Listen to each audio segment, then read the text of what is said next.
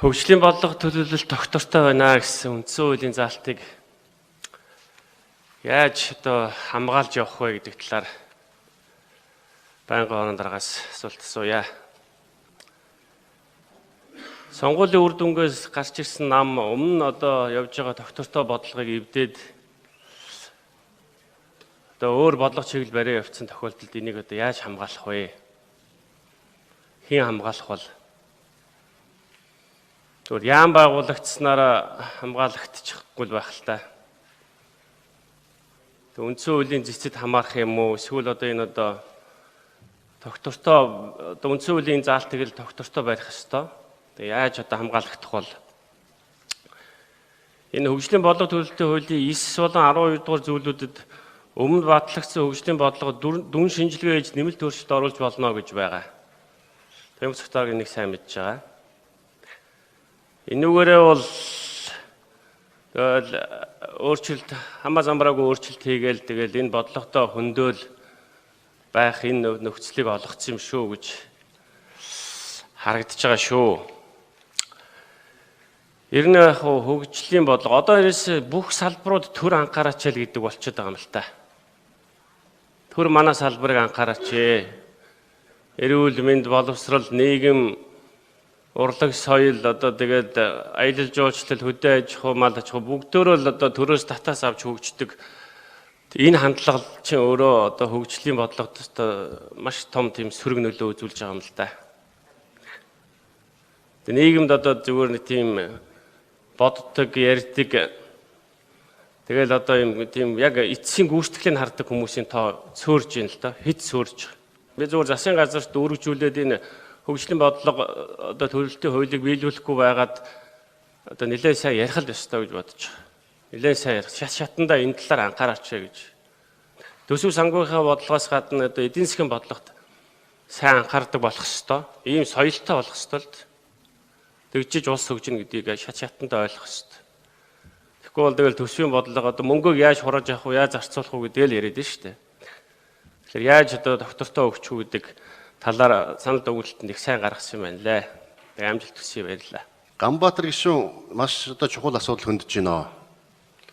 Ер нь Монгол улсын төр бас нэг урт хугацааны нэгдсэн нэг төрийн хар хайрцагны бодлогч тийм бодлоготой байх гэж 1996 онд Жасраагүй, 98 онд Инг сайхангой, за 2006 онд Монгол улсын ерөнхийлөгч Инк баяр Монгол улсын ерөнхий сайд Инк болд гээд за 2015 онд Монгол улсын их хурлын дарга байсан Зэнк бол дарга гэл энэ үед бүгд бас оролдож байсан. Хамгийн гол нь ялсан нам гарч ирээд тэр урт хугацааны хөгжлийн бодлогуудыг бүгдийг өөрчлөөд өөрсдийн намын мөрийн хөтөлбөр, засгийн газрын үйл ажиллагааны хөтөлбөр өөрчилждэг болсон. Энд ямар нэгэн хариуцлага тооцох бололцоо боломж байдаггүй.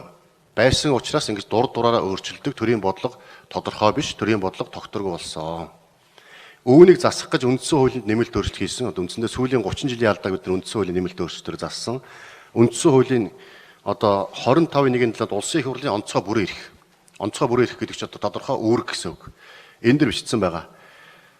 Монгол улсын төрийн санхүү зээл албан дотор мөнгөний бодлого, улсын эдийн засгийн нийгмийн хөгжлийн бодлого үндсэн чиглэлийг тодорхойлж, хөгжлийн болон үндэсний аюулгын бодлогод нийцүүлэн боловсруулсан засгийн газрын үйл ажиллагааны хөтөлбөр улсын төсөв түүнийг үүсгэх нь хайлан батлах. Хөгжлийн бодлого төлөвлөлт тогтвортой байна гэдээ оролцсон.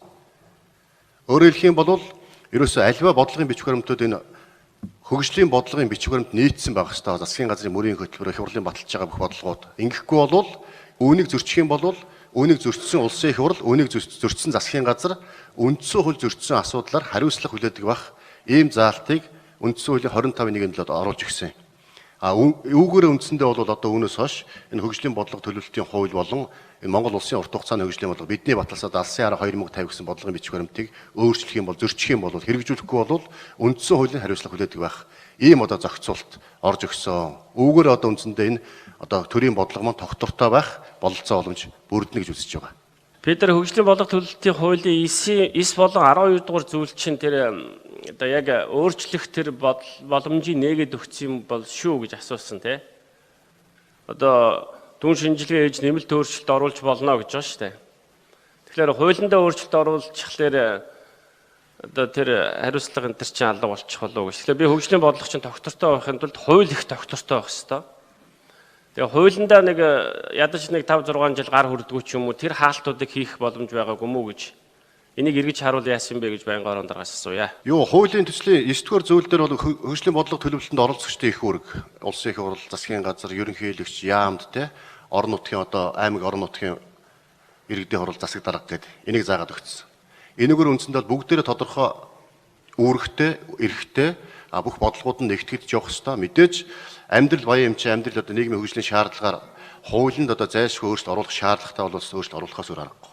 Гэхдээ бол хуучин бол үндсэн хуулиас одоо салбарлаж гарсан одоо органик хуулиуд дээр бол улсын их хурлын гишүүдийн 3/2-ын босго гэж тавьж одоо бас энэ хуулийн тогтвортой байдлыг хангах гэж ийм заалттай байсан. Одоо энэ заалт харамсалтай надад алга болцсон учраас хуулийг одоо олонх 39 гишүүнээр л одоо өөрчлөх юм бололцоотой байгаа. Тэгэхээр бид нар бүгдээрээ өнгөрсөн 30 жилийн алдааг засаж байгаа учраас цаашдаа энэ хуулиа одоо амжилттай хэрэгжүүлэх амьдрал дээр нэгэнт энэ шинэ одоо тогтолцоороо шилжиж байгаа учраас энэ шинэ тогтолцоог л амь оруулахын тулд ямар л одоо бололцоо боломж байна. Бүгдээрээ л нэг зорилго. За Ганбаатар гишүүн яг энэ бодиттой асуудал асуугаад байгаа байхгүй юу? Хуулиа баталчлаа. За хууль ингээ хэрэгжих гэхээр бас тодорхой саад бэрхшээлүүд гарцсан байна. Эцсийн үндсэн хуулиндаа бид нар ийм заалт хийсэн тунхаглан шин занартай заалт болсон юм биш үү? Дахиад энэ дээр хуулийг уншаад үзэхээр тодорхой хуулинд чинь өөрчлөлт хийгээд хууль тогтворгүй болчих юм биш үү гэсэн ийм зүйл асуугаад байгаа. Тэгэхээр хоёр зүйл тэгэхээр одоо бид нар энэ хуулийг хэрэгжүүлэх, амлиулах ийм зүйлийг бид нар хийж. Нэгдүгээрт нь бол бид нар бүтцийн хувьд одоо засгийн газарт сая энэ гарч байгаа улсын хурлын тогтоолч нь энэ хөгжлийн бодлого төлөлтийнхаа бүтцийг одоо үндсэндээ хөгжлийн яамаа байгуулаад гэсэн чиглэлийг энэ тогтоолоор бүр хугацаатай өгчөж байгаа байхгүй хөгжлийн яамаа. За хоёрдугаар асуудал бол та яриад шүү дээ сонгуул бүрийн дараа гэдэг юм өөр засгийн газар гарч ирээд өмнөхөдөө ингээ үгүйсгээд явцдаг ийм тогтолцоонууд байна гэж. Энийг бид нар хаахсан одоо гол зорилго бол засгийн газрын мөрийн хөтөлбөр 4 жилээр батлагддаг. 4 жилээр батлагддаг. Тэгэхээр одоо бид нар дунд хугацааныхаа хөтөлбөрийг засгийн газрын хөтөлбөрийг 4 жилээс гадна улсын их хурл өөрөө улсын их хурл үндсэн чиглэл хөгжлийн үндсэн чиглэлийг 5 жилээр баталж байгаа. 5 жилийн циклээр баталж байгаа байхгүй. Тийм учраас одоо юу гэдгийг яг 5 жилээр баталсан хөгжлийн үндсэн чиглэлийн зорилтууд ингээ хэрэгжээд явж байхад 4 жилийн дараа сонгуулийн цикл хугацаа дуусчихаар дахиад шинэ засгийн газар гарч ирээд дахиад шинэ хөтөлбөр зарлана гэхээр өмнөх 1 жилийн чинь одоо үлдсэн 5 жилийн үлдсэн 1 жилийнхаа одоо тэр зорилтуудыг хөгжлийн зорилтуудыг дараагийн гарсан засгийн газар нь одоо төрийн залгамж чанар, бодлогын залгамж чанар гэдгээр ингээд хэрэгжүүлээд явах. Энэ зүйлүүд бид нар түлхэж байгаа. Ийм эргэцүү орчнуудыг бас бий болгож өгснөөрөө бас онцлогтой байгаад байгаа. Энэ циклийг 4 биш ингээд 5 жилээр хийгээд өгөхөөр одоо дараагийнхаа юм үгүйсгээд явахгүй. Бид нар тийм гашуун сургамжууд зөндөө байгаа шүү дээ. Тийм ээ.